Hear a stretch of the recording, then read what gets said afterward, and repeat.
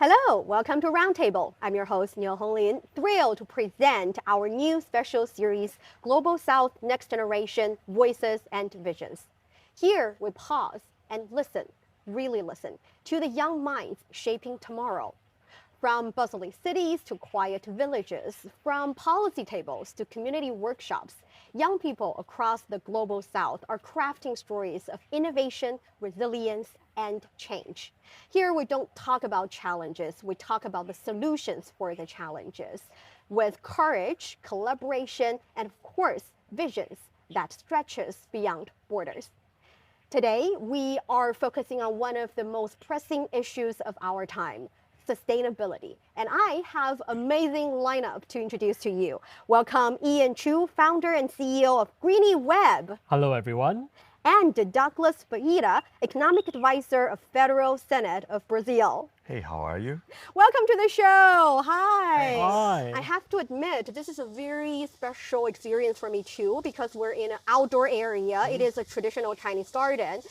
And the cicadas are crazy. They are shouting, they're making voices. But I think this also represents a perfect picture of human nature coexist.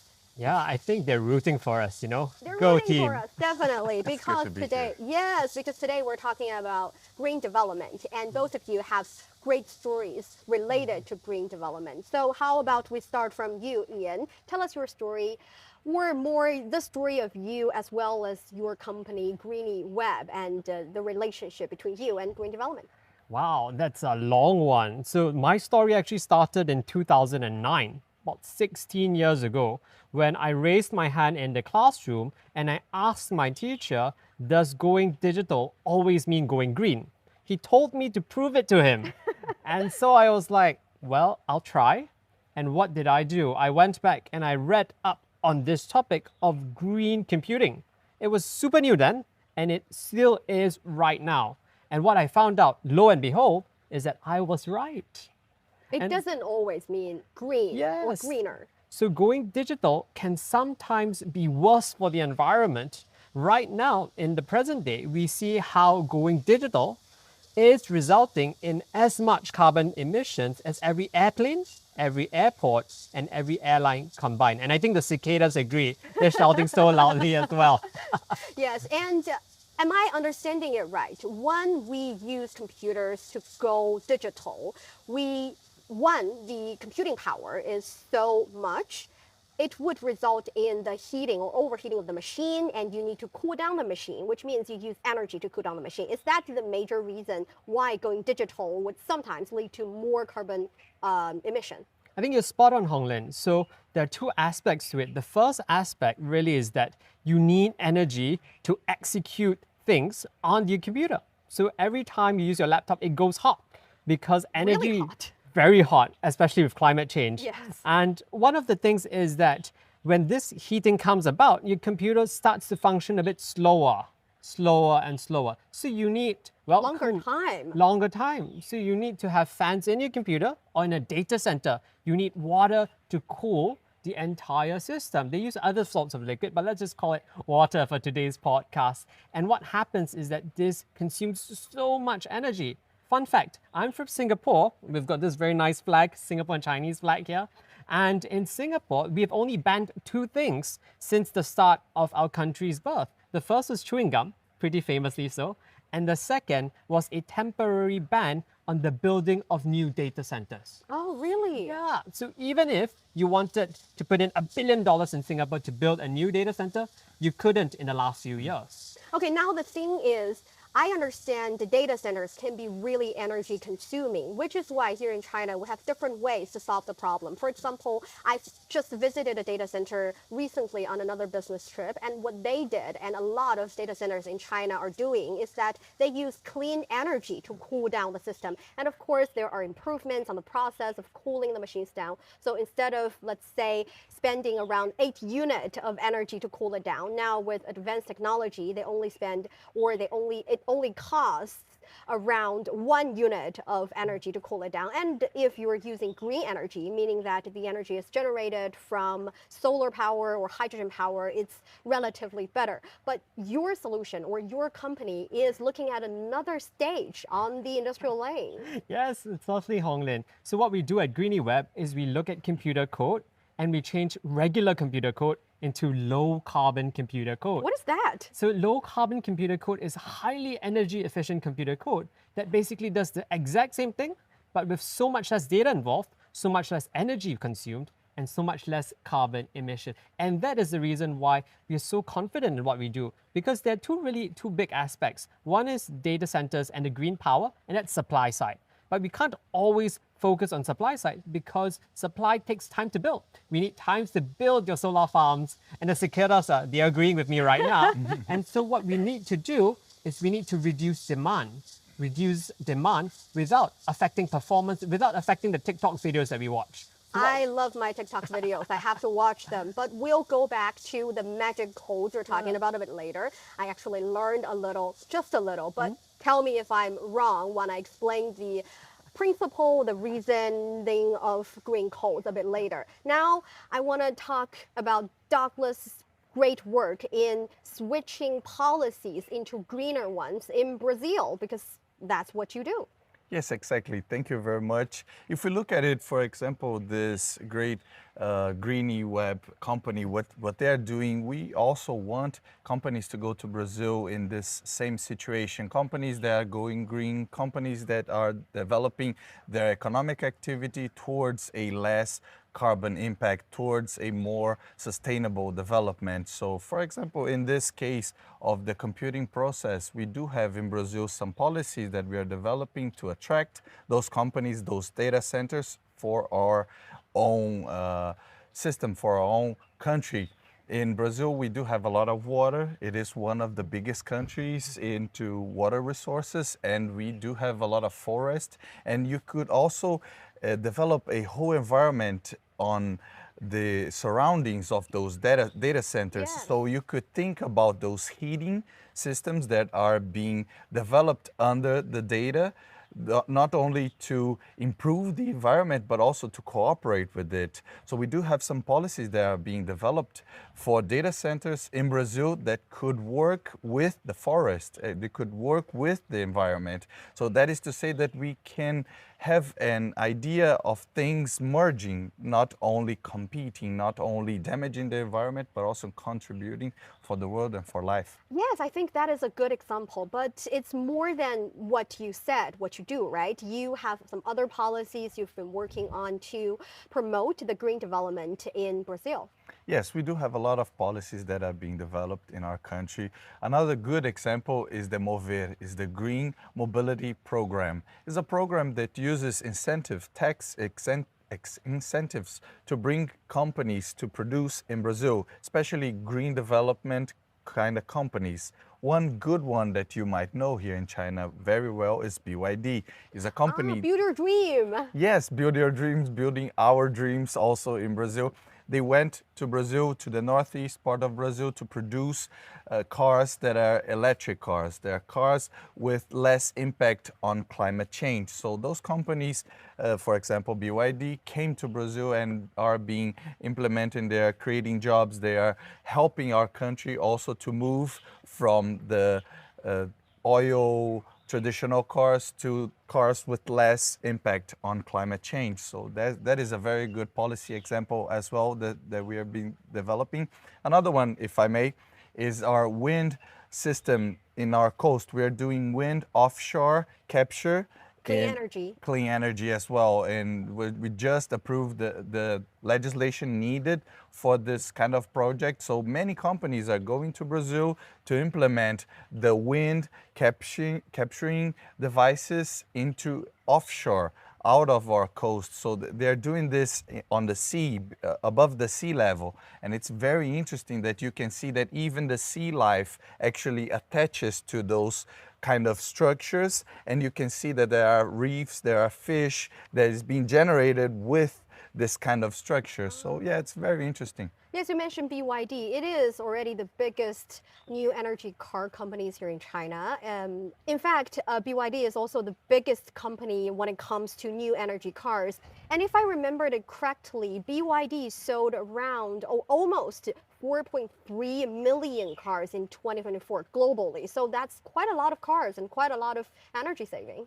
Yes, we're talking about a good part of it being produced in Brazil as well. And Brazil's unit actually is going to expand its sales to the whole Latin America. So we are talking about a way of getting those fuel bad cars and switching them to electric cars. And that's going to be much better for the consumption of Latin America and also for the world. Of course. And that is a significant number. And if you think about how many energies can be saved, how many lives can be saved because of that shift is quite impressive. And there are so many different new energy cars here in China.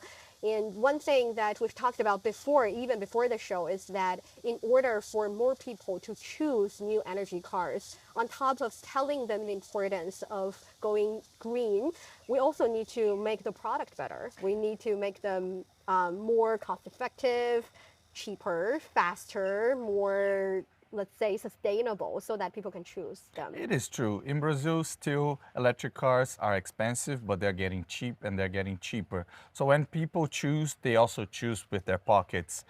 Brazil actually has a car automobile industry which is greener than others because in the 70s we developed cars that are ethanol with propulsion. So what makes the cars, the engine go off is actually sugarcane derivatives. So it's products that are green actually. So you plant sugarcane and then you cut, you crop it, you industrialize it, and then you put on your car. So you could, they are alcohol proposed as well as now Build Your Dreams cars that are being made with electric propulsion. So this is developing very fast in Brazil.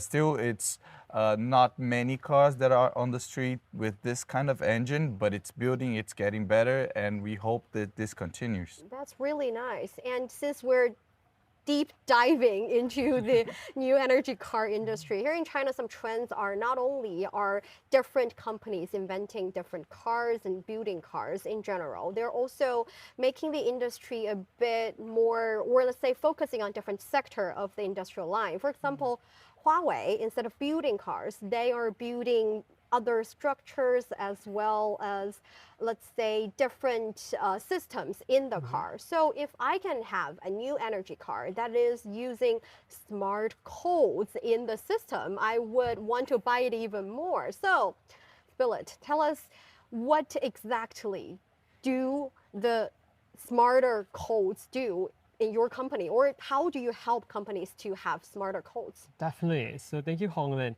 So I think it's very interesting because for EVs, electric vehicles, one of the biggest challenges would be range anxiety, where people are anxious that they just cannot go far enough before their next charge needs to come. And this is really where low carbon computer code, green coding, comes into play. Because when we think about green code, it uses less data and by extension, less energy. So your same vehicle can therefore go so much further, even when it's using an advanced system to help in braking, to help in navigation, even when it is an autonomous vehicle. So that really shows the potential of green computer code because it is cross-industry. It can be in EVs, it can be in electric vessels tomorrow, it can be in spacecraft the next year. It can be everywhere. And here in China, we also have green codes and smarter codes happening in different ways. And a general number here is that, in short, in China, trimming 1% of code bloat can literally turn off one server rack's worth of air conditioning. It is quite significant. And I did a little research about green codes and tried to use layman's term to explain to me. I asked about some, let's say, experts, and they say that there are so many different ways to make codes greener. And if you think about it, it's like the computing unit is processing different clusters of data, of information. And there are some information that needs to be processed very precisely. There are some information that can be process, not that precise, just, the gist of it would work. And also there are times where it's peaking hours. You need a lot of energy. You need a lot of energy to be used in processing, for example, artificial intelligence training or generating graphics, so things like this. Yet there are also times like during night times, you do not really need the computers to be on all the time, or maybe you do not need the computing unit in the computers to be on all the time. Yep, that's perfectly right. I think it's a 50-50 split. There's half of the energy that is used to really, is what we call compute power, whereby you have your computer doing the whatever you want it to do, right? The TikTok video. And then the other part is at the data center, where these, well, servers, which are basically mini computers, really overheat because they get so excited by the cat memes. No, because they get so excited or they use so much energy to really process all of the information that we need. And so these servers, when they overheat, they start to melt, just like us right now, melting in the heat. Yes. And when they start melting, they malfunction. That's where you have an outage in the data center and you have an outage of internet in a given place. So to prevent that, what data centers do is they have enhanced cooling. They have air conditioning, they have water, liquid cooling, and more types of cooling to ensure that this never happens. But all of this is energy intensive, meaning you need to have energy, well, to reduce the heat. In Hainan, in China, there is this data center that is built under seawater. So instead of using liquid to cool off the machines, they use seawater to cool off the machines. Very smart. And in Guizhou province, for example, Guizhou is famous for being a relatively cool area so that the environment is cooler, which means you need less power to cool down the machine. So all of these things are happening in so many different areas. We've only named a few examples, but in those examples and all the examples we didn't have a chance to mention just yet, you see young people's voices, young people's creativity, young people's great minds working in these areas. And both of you are quite young. So you work with the younger generation as well. Do you see that they have a special perspective, or they're driven, their way of doing things? Are they special in green development, great cause? If I may just continue a little bit. So one of the things we do at Greenie Web is we run the 30 by 30 program. And there's actually a Brazil link to that because we're reaching 30 nonprofits and education institutions before COP30 in Brazil. And we're doing that pro bono, completely free of charge. We are teaching the next generation how to code low carbon. And that's very important because coding has fundamentally not changed in the last 30 years. They're still using the 15th or 16th edition of a 1980s textbook. Really? Yeah. It's crazy because I can understand that for certain machines, they are designed not good enough, so they would require more energy to cool it down. You cannot really replace all of the machines to the newest edition, but codes as well? I think for codes, it's really the frameworks of how we think about coding. And that's really why smart coding, in our case, green coding, is so important. Because if you don't want to shift out all of your old machines and throw them in a junkyard, you need to change the software part of it to make it more energy efficient. And that's really how we ensure that machines have a longer lifespan, how they last longer, even beyond what would be considered their expiry date. Look at that. When we're thinking about the young people and their own processes, we're talking about that we need to change the world. When we need to change the world, we need new ideas, we need new people, we need people who are not used to those old-fashioned ways. Exactly. So this is a very good example, and Brazil is developing space for social participation. Our government is known by its democratic, open channels of dialogue with society, with social movements, with young people that are cheering and want to change the world. And we just give them the right tools and we give them the right channels to participate into policy, to participate into economic activities, regulation, and so on. COP30 is going to be a real good opportunity for the young people to participate. So we are developing right now a big camp an eco camp in Belém, the north region of Brazil. And the young people will be there, will have the opportunity to participate into the policy making that's being shaping the new world, actually, because when we're talking about COP30, we're not talking about just one country together, but we're talking about the whole world being together to develop its future. And we think it's very important for the young people to participate on it. We hope to see many of you there. Yeah, you have talked about it already that collaboration among different countries is very important. And for young people, in general, we believe young people are more open minded.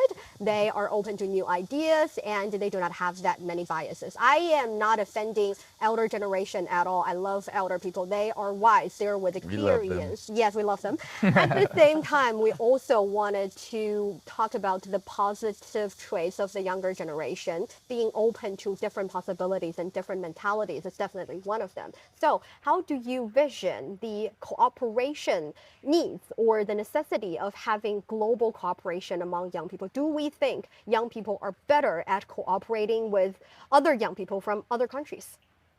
Well, if I may jump in, because of what we do in our work globally, we currently run the program in Europe, Africa, Asia Pacific, and the Middle East. So we've had a good vantage point of how young people work. And we find that young people work very differently in the sense that they're very interconnected. It's very easy to reach them, and it's very easy for them to spread the good word of good programs that take place. And that's not to say that old people can't do that. Of course. We love old people. But it's really the case of how there's a different way of working. And as we have a larger and larger population of people who work in this way, if we use the same methods, we can reach more people for greater positive impact. Yes, and I think that the young generation, they are very keen, they're very curious, they're very passionate about what they're doing. They have their own mentality, they have their own ideology, they want to see things done. So they are open-minded, they want to interact, they want to learn new process. So for example, they go on WeChat, they go in Facebook, they go on social media and start to speak with each other. They want to see what others are doing on the rest of the world. And I think that all generations should cooperate, but the young people, they have a special place in this new development way that we need to implement, in these new policies, in these new companies that are being founded and so on. Yeah, I totally get what you're saying. These days, I find young people being very expressive as well. These days, we are taking part in the Global Youth Development Forum, and a lot of different young people from different places. I've talked to them. I've talked to you too included, and all of you are very enthusiastic about telling me what you do, about the projects. You're proud of the projects. You want to find opportunities to cooperate with people from outside of the country. And I always find it a really good thing. But at the same time, sometimes people would say that young people are creative, they are passionate, but they also lack the necessary experience in working in any industry, and often they might be a bit even naive. Do you find it true? Oh, I think that's that's a very difficult question, and I feel that young people, well, the majority of them actually have great ideas, and that's really why we need the elderly folks who have been around in the industry for 10, 15, 30, 40 years to really be part of the solution. We're not saying that climate change, sustainable development is a young people only kind of program. We say it's for everyone, but it's driven by the young people who will be directly affected by climate change, because we are feeling the heat right now. And for the young folks, 10 years, 20 years later, I cannot imagine how hot it's going to be. Yes, but it's true, It's going to be Honglin. better, hopefully. I agree with you. Sometimes the young, they are naive because they lack the experience. They are not used to the processes that are being developed and they are already implemented. So we need the young to cooperate and to deal together with the ones who are young for longer, that is to say. So those people can combine their ideas, they can combine their own work and implement the processes and be able to build, shape the future Definitely. You're absolutely right. And the reason that I said that in 20, 30 years we're not going to be still in this really hot environment is that every country, especially in the global south, are working on making things better, on cutting their carbon emission. For example, here in China, we have a dual carbon goal, which means that by 2030, China aims to have its carbon dioxide emissions reach their peak, meaning that from there, emissions will stop growing and start decline afterward. And also in 2060, China plans to achieve carbon neutrality, meaning that balancing the carbon dioxide emitted with the carbon dioxide absorbed or offset so that the net emissions are zero. So if every country does this, in 20 or 30 years, we'll be in a much better situation. And I have to tell you, it's not only for big industries, not only for major manufacturing industries, it's also with each and every individual. Just the other day, when I was back home from a business trip, I realized on my cell phone on a ticket selling platform that I can pay for a couple of dollars, or it's like dozen of Chinese yuan to make my ticket green. Meaning that by donating that money to the airline company, they are using the money to, I don't know, trimming their codes, making them green, or finding some other ways to invest in green energy. So this is happening to each and every individual. And I have to proudly say I made that donation. Very good. Thank you very much. I want to also mention very nice company that's being funded by a friend from India. Thanks to her, Pinky, she is developing products that are capable of making this green transition as well. In the way that you could buy a pencil and that pencil would have a little seed on top of it. So once you use it, you reach the end and you can just plant your own seed. Ah, that's cute. You could also do that with paper. You could put little pieces of seeds on your paper. We can change the whole economy with little actions, just as you did with your ticket. We could do that with plastic. We could do that with many products that today make an impact in the environment, but in the future can be even contributing for the new good environment. That's not only a great example, great practice, but also a good social campaign. I mean, the kind of campaign that can happen in, for example, social media. Because we mentioned young people are open to new ideas, they are very expressive. They're expressive in real world, and they're also, if not more, expressive online. Here in China, we have a lot of young people starting green hashtags on different social media platforms, inviting other people to join their greener lifestyles, and also voicing and also providing different examples of how to make things greener in their own industries or in their daily lives. So I think in this sense, social media is playing a positive role in green development. Do you see these kind of phenomena in your countries as well? Yeah, I think in Singapore we see that happening almost every day because there are a group and a growing group of youth who go about there showing how cool it is to be green, how cool it is to bring your own metal bottle instead of using plastic bottles, how cool it is to give out name cards with a seed planted in it, just like your example, whereby after I use the name card, if I were to discard it one day, it will grow into a tree. Aww. And these things start from young, and that's why youth are so important, because these are green habits that are built for life. Yes, exactly.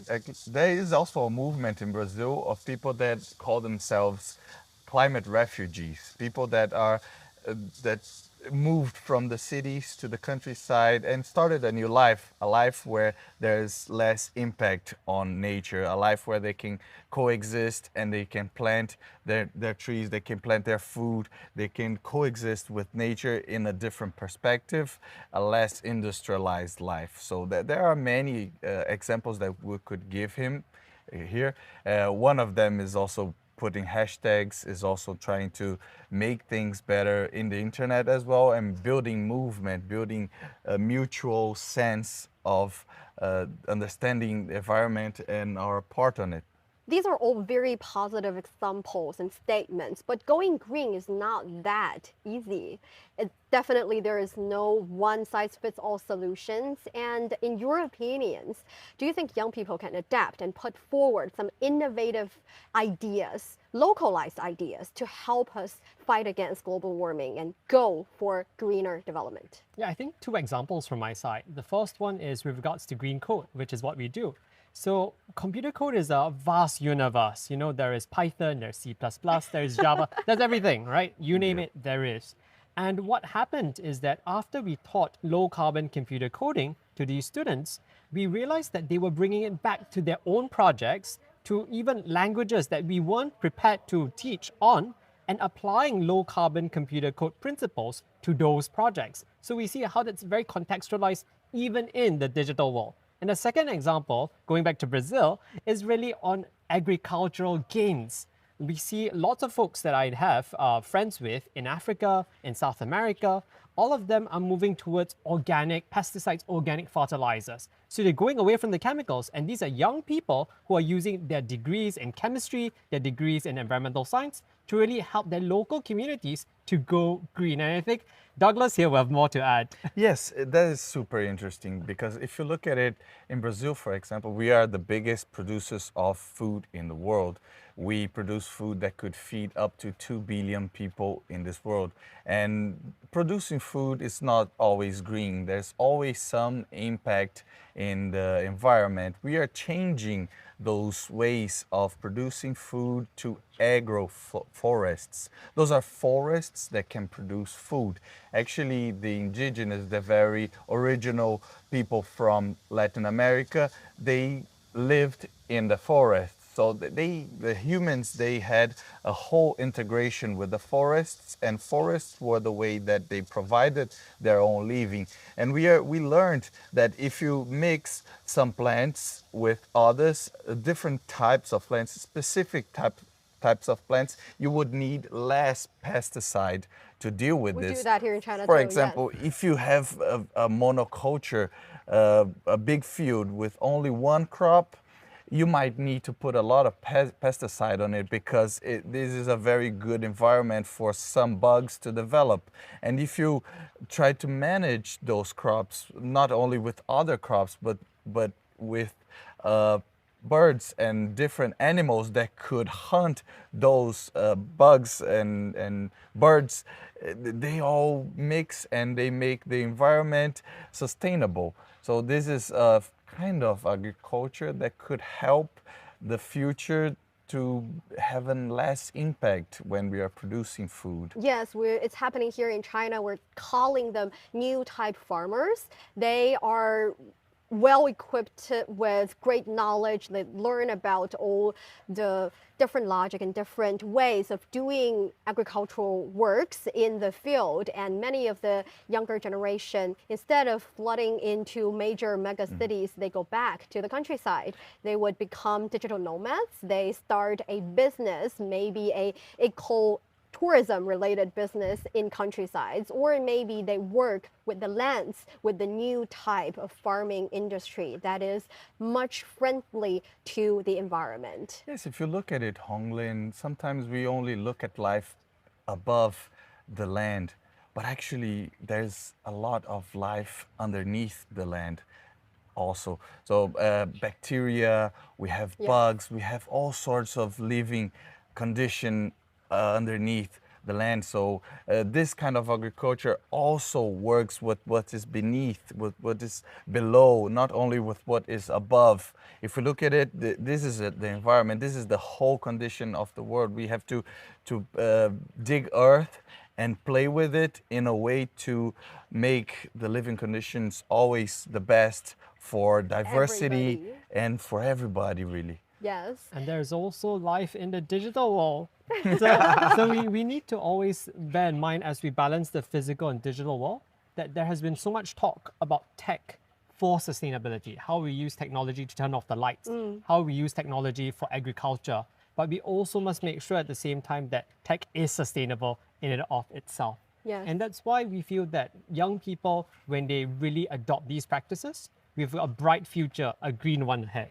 True that. In the future, we'll be talking about sustainability in the moon. And that brings us to the end of today's show. Thank you so much for your time. If our stories give you something to think about, I think we've done our jobs. We don't always need the right answers, just the willingness to continue asking the right questions. Before next time we meet, let's stay bold, stay thoughtful, and make sure that we want to create a future that is as green as bright. I'm Niu Honglin, and thank you, both of you, very much, Ian and Douglas, for today's brilliant conversation. Thank you so much for watching. We'll see you next time.